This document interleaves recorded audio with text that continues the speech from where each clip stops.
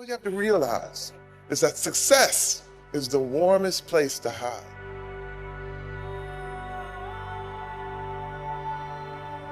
My earliest memory is my father hitting my mother in the face as hard as he could. And I remember seeing her on the floor and then looking at him, this giant of a man who I thought, my God, he says he loves her.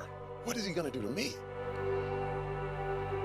And all I could think, I want to protect her. I want to protect her. And how wrong it was. And I said, I gotta be strong and I gotta get strength so that I can protect her.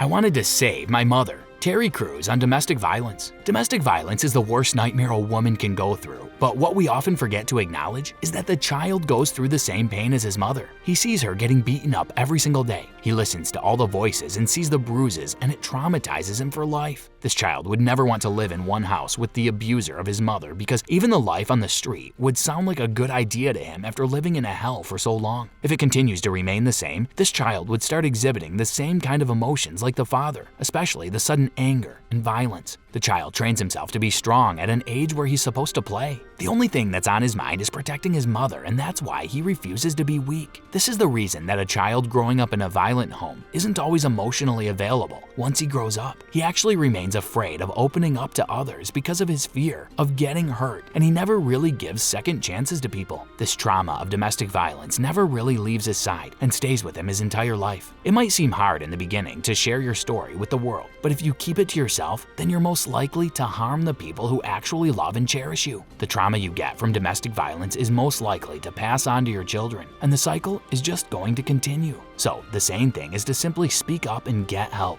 Also, if you like this video, make sure to subscribe to our channel. Take care and adios. And every time he came home, we were scared. We didn't know. I literally wet the bed till I was 14 years old because I didn't know what was gonna happen. I would wake up to glass breaking, just sounds, people screaming, and it was a nightmare. We lived a nightmare for years. And I remember my mother coming into our room and saying, we're leaving, pack our stuff, we're out of here. And we would grab everything we had and we put it in garbage bags and we'd tie it up and we'd wait to go. Then she'd come back in and she'd say, we can't go, we can't leave. And I just remember feeling like, let's go anywhere, I don't care, we could be at the street, but she couldn't do it.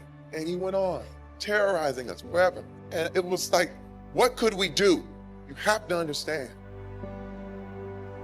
that people in this situation feel entirely hopeless. We were hopeless. So many things, I thought, I'll never be like that. I'll never do that. But then I picked up a lot of other damaging things that come from that trauma.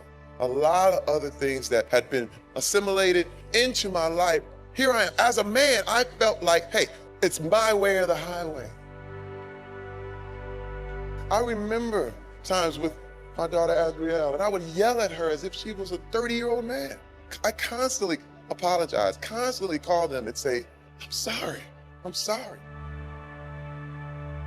And, you know, and this is the deal. We have to speak up. We have to speak up because as being terrorized, how are you going to get help? But the problem is that you're behind enemy lines. I couldn't believe what was happening because here I was, a very successful man, very successful. But what you have to realize is that success is the warmest place to hide. When people are looking the other way, when the whole thing is geared where you can't ask for help or you are gonna lose your job. Or if you bring it up, how in the world are you gonna afford an attorney in order to fight this case? You need three things in order to come forward with a lot of your damage and the things that's happened to you. You need distance emotionally, you need distance financially, and you need distance physically.